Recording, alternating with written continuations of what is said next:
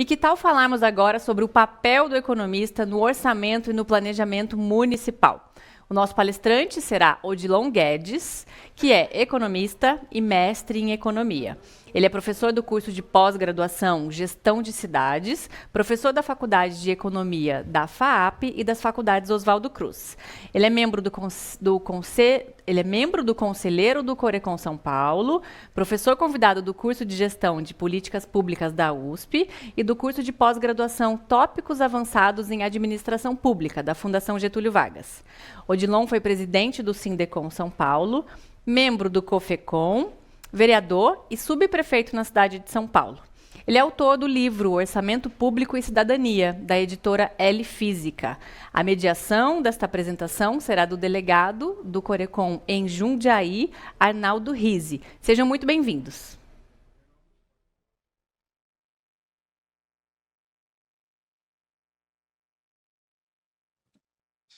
Boa noite a todos. É com um grande prazer que apresento aqui o professor Odilon Guedes, que irá falar sobre um tema muito importante, que é o papel do economista no orçamento e no planejamento municipal. É um tema, como eu falei, muito importante e que deveria ser acessível a todos as pessoas que trabalham para o governo, no caso, o governo municipal. Professor Odilon, a palavra é sua. Obrigado, boa noite, Arnaldo, boa noite a todos que estão nos acompanhando. Queria agradecer ao Conselho Regional de Economia pelo convite para falar de um tema que, no meu entender, é fundamental para a sociedade e para nós economistas. Eu tenho insistido, há um amplo campo de trabalho nessa área pública e que nós precisamos ir atrás, batalhar para ocupar esse campo e nos prepararmos. Tá? Como foi colocado no meu currículo, eu dou aula no pós-graduação da FAP, um curso que chama Gerente de Cidades, eu dou sobre orçamento público, fui vereador em São Paulo por 2 mandatos, fui da área de finanças, fui da Comissão de Finanças e Orçamento e fui subprefeito. E a minha dissertação de mestrado é nessa área. Então, eu acabei aprendendo bastante e me dedicando a uma questão que eu acho central. Então, a primeira questão que eu queria destacar é o seguinte: o Estado brasileiro, no sentido lato, significa os municípios, os governos do Estado, o governo federal, tem um papel fundamental na sociedade brasileira. Alguns dados que eu sempre cito: 83% de quem estuda no Brasil antes de ir para a universidade está em escola pública. 160 milhões de brasileiros não têm plano de saúde, depende do SUS. As melhores universidades do Brasil são as universidades públicas. A segurança do Brasil, fundamentalmente, é pública.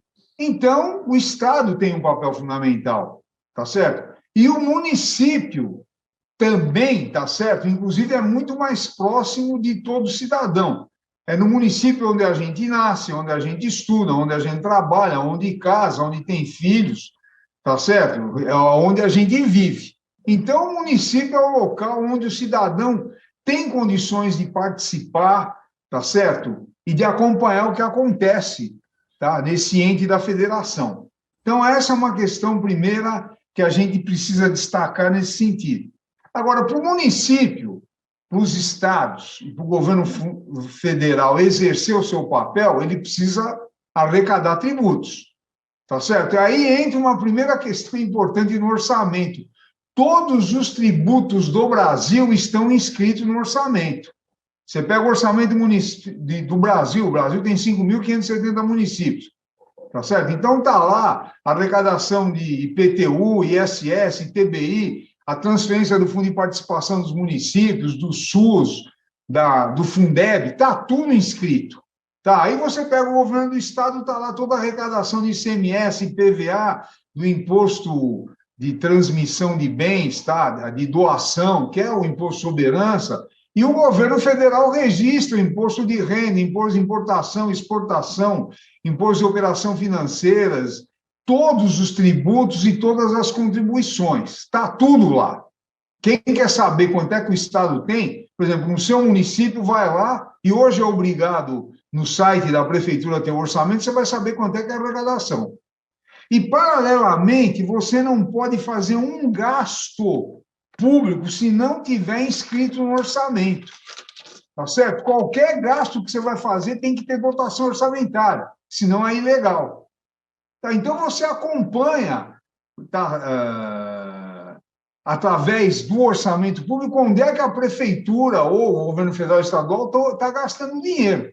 Então, conhecer o orçamento público e o processo orçamentário é fundamental. E o processo orçamentário ele é composto do plano plurianual, que é um plano, e um destaque importante, as leis orçamentárias e a base legal é igual para o Brasil inteiro, seja no interior do Amazonas ou na cidade de São Paulo. É a mesma legislação. Então, você tem 3 leis básicas do processo orçamentário. A primeira é o plano plurianual, é um plano de 4 anos, que ele é elaborado no ano que o prefeito, o governador ou o presidente tomar posse. Por exemplo, ano que vem, o presidente da República e os governadores vão ter que elaborar o plano plurianual. É um plano de 4 anos. Então, ele vai valer para 3 anos do governo que assumiu a prefeitura, pegando o exemplo da prefeitura, e mais 1 ano do futuro governo. E lá você inscreve no plano plurianual todas as despesas de capital. O que é isso? Todos os investimentos, construções de escolas, creches, pontes, seja lá o que for. E também de todo o material permanente, que também é despesa de capital. Então, você constrói um hospital, é despesa de capital. Aí compra tomografia, raio-x, cama, isso tudo é despesa de capital. Então, isso tem que constar no plano plurianual. Outra questão importante do plano é que ele define que as despesas decorrentes das despesas de capital têm que constar no plano. E por que isso é fundamental? Pelo seguinte, você constrói o hospital e equipa, só que para ele funcionar precisa contratar lá 50 médicos, 100 médicos, enfermeiras, comprar o material de uso permanente, remédio, etc., tá certo? Então, isso tudo é a despesa decorrente da despesa de capital, que o plano plurianual também ele tem que colocar nesse plano. E as despesas de caráter continuado, por exemplo, que a prefeitura já tem 10 escolas, tem que constar quanto é que vai gastar para manter essas escolas. Então, o plano plurianual é um plano fundamental. Aí você tem a lei de diretrizes orçamentárias, que é uma lei anual, que ela dá as diretrizes para o orçamento do ano que vem, por exemplo. Então, ela tem que ser aprovada no primeiro semestre. Então, no Brasil inteiro, a LDO de 2023 já está aprovada. Ela dá as diretrizes para o orçamento de 2023, tá? Então, lá você coloca quais são as prioridades que vai ter em 2023. Se for ter aumento do funcionalismo, tem que constar da LDO. Se for mudar o plano de carreira, e se for aumentar tributos, também tem que constar da LDO. Ela é muito importante. E, finalmente, você tem a lei orçamentária anual, que é onde está inscrito detalhadamente todas as receitas e despesas. Está tudo lá, tá certo? E nós temos que acompanhar isso. Então, é extremamente importante. Então, em relação ao orçamento, e em relação ao planejamento, é importante destacar que a lei do Estatuto das Cidades, que é uma lei relativamente recente, é do ano 2000, se eu não estou equivocado, ela lá, um dos artigos, define que todos os municípios têm que fazer plano diretor. Município com mais de 20 mil habitantes é obrigado a ter um plano diretor de 10 anos, que pode ser revisto. Agora, se o município tiver menos de 20 mil e for da região metropolitana, ele é obrigado também a ter plano diretor.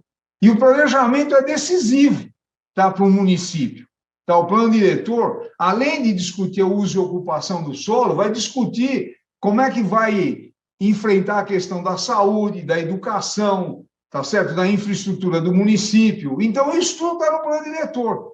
Então, essa é uma questão central. E no plano, a lei do Estatuto das Cidades coloca claramente que o plano diretor tem que estar vinculado ao processo orçamentário.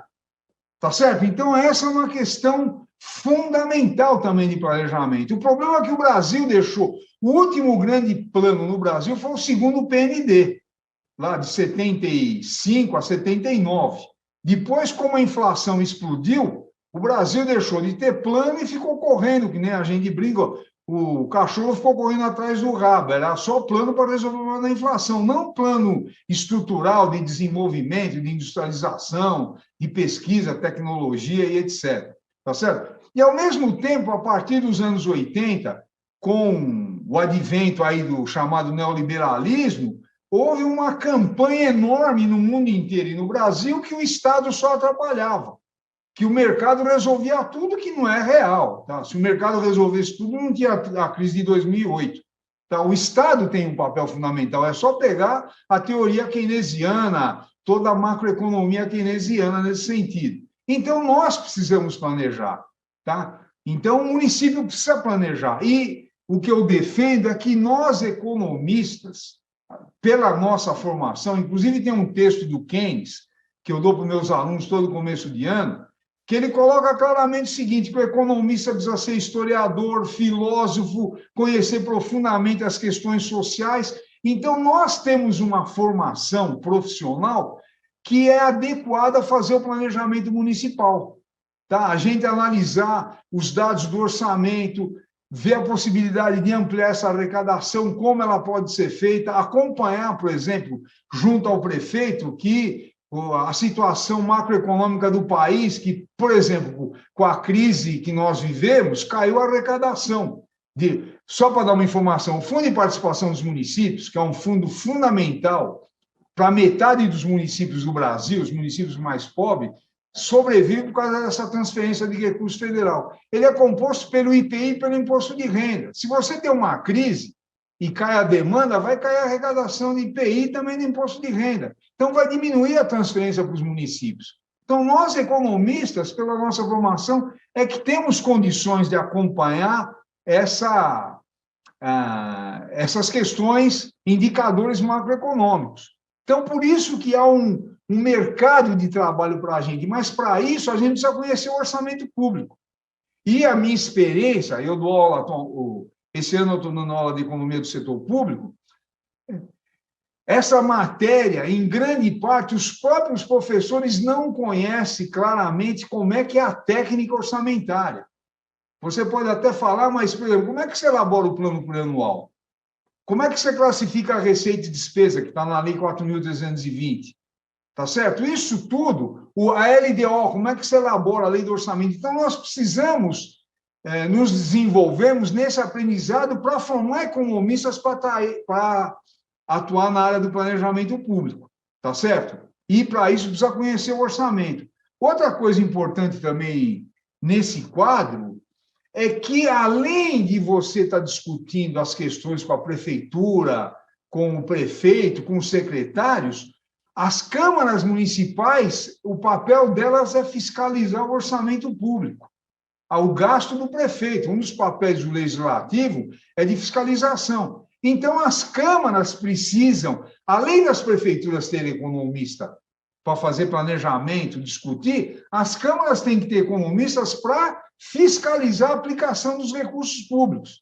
Só para dar um exemplo, a Câmara Municipal de São Paulo, onde eu fui vereador, ela tem uma assessoria econômica de altíssimo nível. Tem 10 economistas com mestrado, doutorado, que a demanda que os vereadores têm nessa área, essa comissão elabora os estudos e apresenta para eles poderem entrar no debate.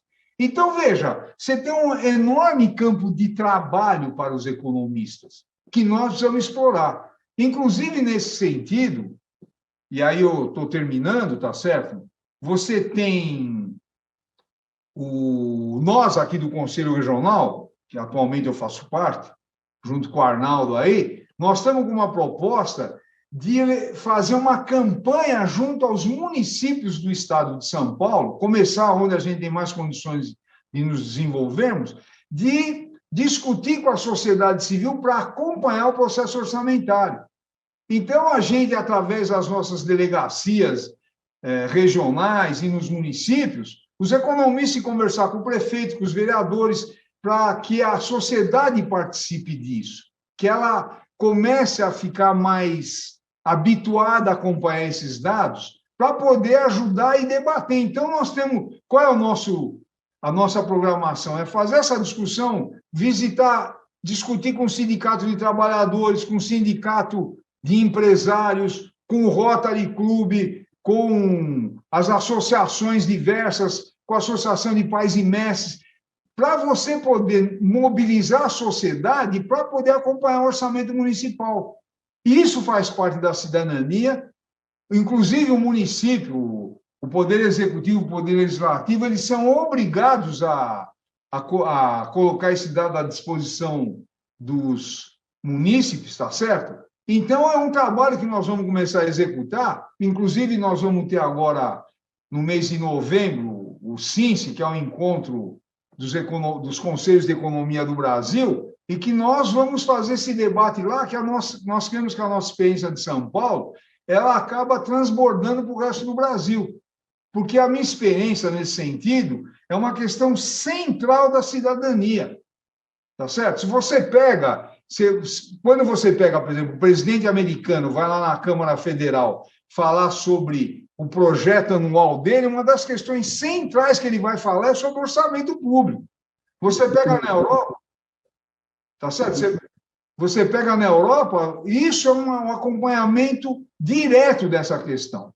Então, para encerrar, é um campo, o Estado tem um papel fundamental, os municípios nesse sentido, por causa da educação, saúde, aqueles exemplos que eu dei. No orçamento público tem toda a arrecadação e todos os gastos, e o profissional mais qualificado para poder acompanhar isso, e o planejamento municipal, somos nós economistas. Então, nós precisamos, e o Conselho vai fazer esse esforço, de popularizar essa questão pelos municípios de São Paulo. Então, vou ficar por aqui por enquanto.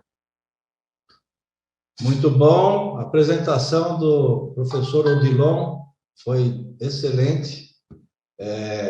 Uma temática, como foi falado, importantíssima, inclusive para que tenhamos, dentro da sociedade, uma maior estabilidade, né, entre as pessoas, né, uma igualdade com relação a isso, né, e perfeito, muito bem colocado a sua palestra. Com relação a perguntas, vamos ver se tem alguém aqui que perguntou alguma coisa.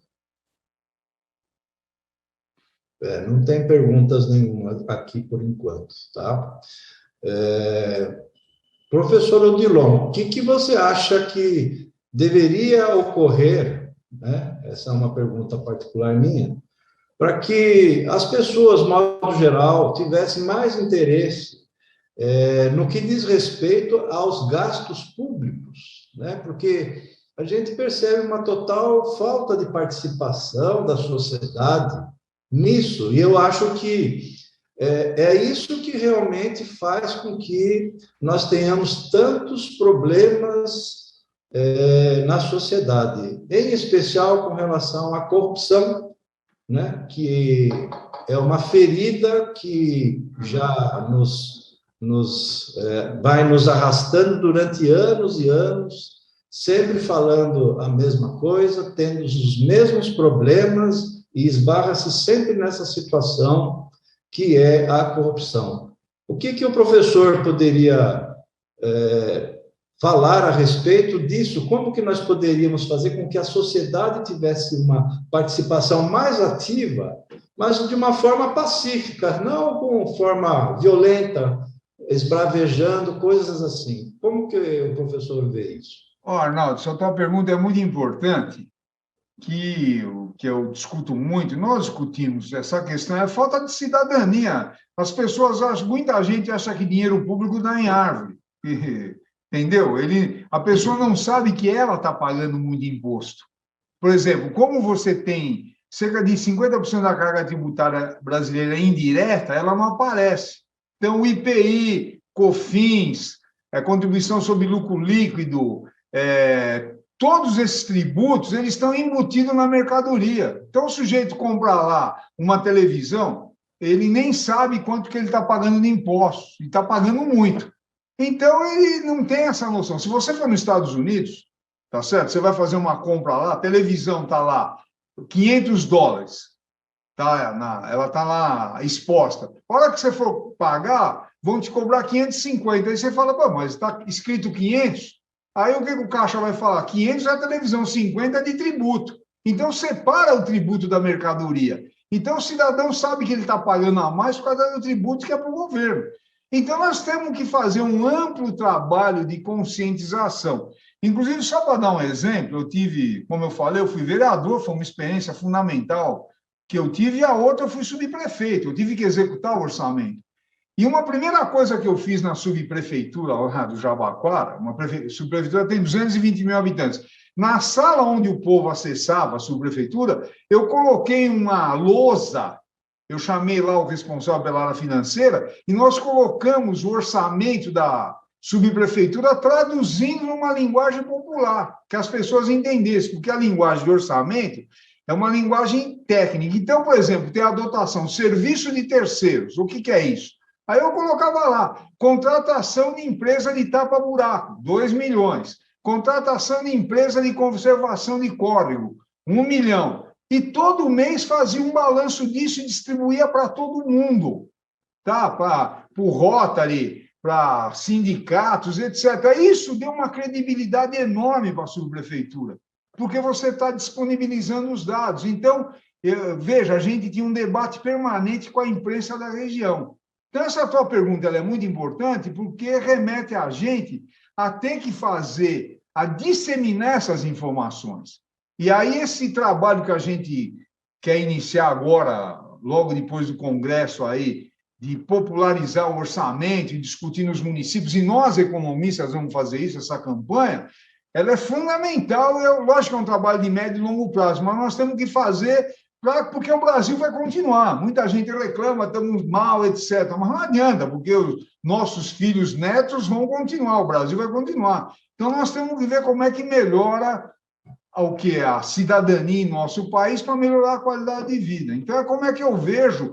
Veja, mais um detalhe. A gente fazendo isso nos municípios, aí você vai lá com a imprensa local, discute nos jornais, na rádio. Lá, hoje, você tem televisões regionais que você pode acessar para dar informação, então você vai popularizando esse debate. É por aí que eu vejo, Arnaldo. Tá certo.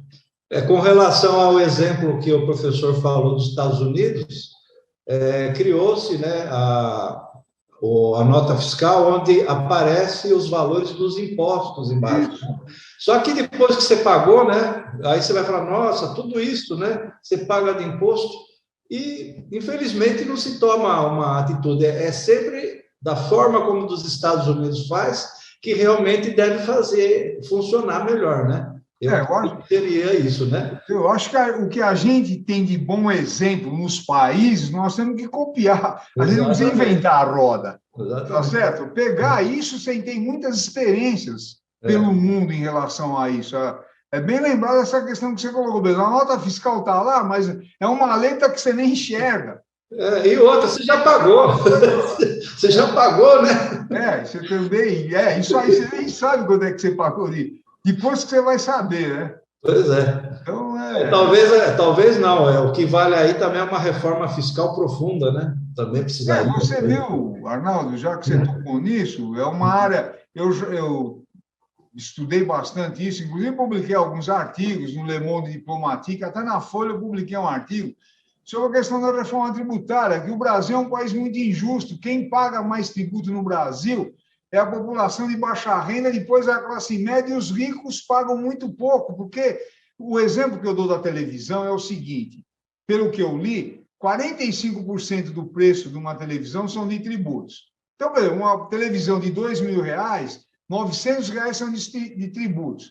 Se um trabalhador que ganha, para simplificar, R$1.000 e comprar essa televisão, 90% do salário dele é para pagar tributo. E um que ganha 50 mil é 1,8%. E, logicamente, qual é o problema? O vendedor, não tem nem cabimento, o vendedor não vai... Você vende uma mercadoria, você não vai perguntar se o cara ganha 50 mil ou R$1.000, tá certo? Você vai pagar o preço da televisão. Então, você precisa fazer... E aí é que está o detalhe. Se você pega os países europeus, França, Inglaterra, Alemanha, os Estados Unidos, a maior parte dos tributos são diretos, é sobre a renda, sobre a riqueza, sobre a herança, sobre a terra.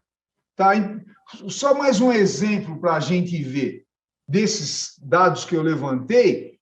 O imposto territorial rural no Brasil, a arrecadação dele o ano inteiro, no Brasil inteiro, é menor do que 2 meses de arrecadação do IPTU da cidade de São Paulo.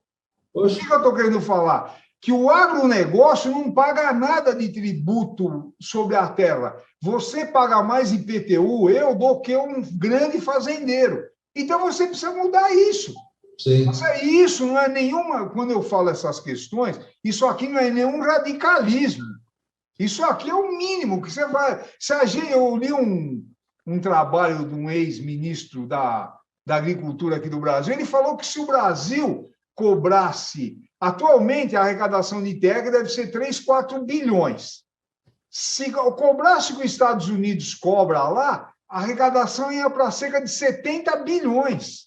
Oi. Entendeu? Então, essas questões que a gente precisa debater para esclarecendo a opinião pública da necessidade de fazer uma reforma tributária, uma reforma fiscal, e essa questão está vinculada diretamente ao orçamento.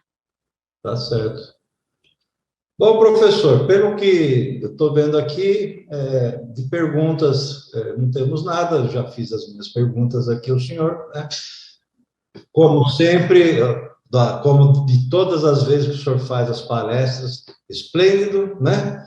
Com um assunto muito atual e presente, e importante, e que deve ser aplicado, e que esse incentivo para que os economistas realmente façam parte dos municípios, para atuar nos municípios nesse sentido, realmente é o que vai dar algum resultado mais efetivo com relação a desigualdades e também com relação à aplicação do orçamento e aos planejamentos, né, de cada município.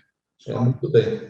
Se o senhor tiver alguma consideração final, o senhor pode falar, por favor. Agradeço a oportunidade de poder fazer essa palestra. Como eu falei, é um tema de muita importância que nós temos que estar permanentemente discutindo. E muito obrigado aí pela sua coordenação aí dos trabalhos. Boa noite, Arnaldo. Boa noite a todos. Muito obrigado. Boa noite a todos também. Muito obrigada, Odilon e Arnaldo. Parabéns pela apresentação de vocês.